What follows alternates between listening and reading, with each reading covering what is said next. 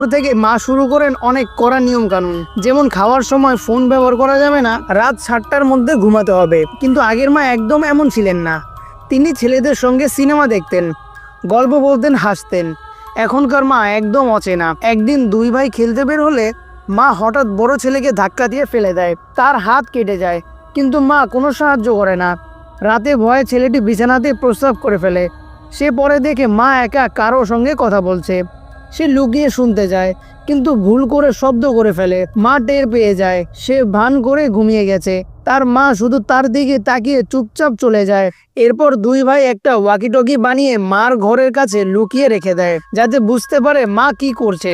তারা খোঁজাখুঁজি শুরু করে দেয়। এমন সময় মা ঘরে ঢুকে পড়ে। বড় ভাই পর্দার পেছনে লুকিয়ে দেখে মা আয়নার সামনে সিগারেট খাচ্ছেন এবং সাজছেন, যা তার মা কখনোই করতেন না। সে লক্ষ্য করে তার মার চোখ নীল, অথচ তার মায়ের চোখ সবুজ ছিল।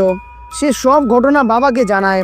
হঠাৎ মা এসে তার ফোন কেড়ে নেয় এবং ভেঙে ফেলে। এরপর দুই ভাই সিদ্ধান্ত নেয় তারা মাকে ধরবে। এক রাতে তারা মার ঘরে যায়, দেখে মা নেই। পরে দেখে মা বাথটাবে মুখে মাস্ক দিয়ে ঘুমাচ্ছেন। বড় ভাই আস্তে আস্তে মাস্ক খুলতে যায়। তখন মা হঠাৎই জেগে ওঠে, তার হাত ধরে ফেলে। মা তখন অনেক জোরে টান দেয়। ভাই দৌড়ে নিজের ঘরে গিয়ে দরজা বন্ধ করে দেয়। মা তখন দরজা ভেঙে ঢুকে এবং তাকে পানিতে গোসল করিয়ে জোর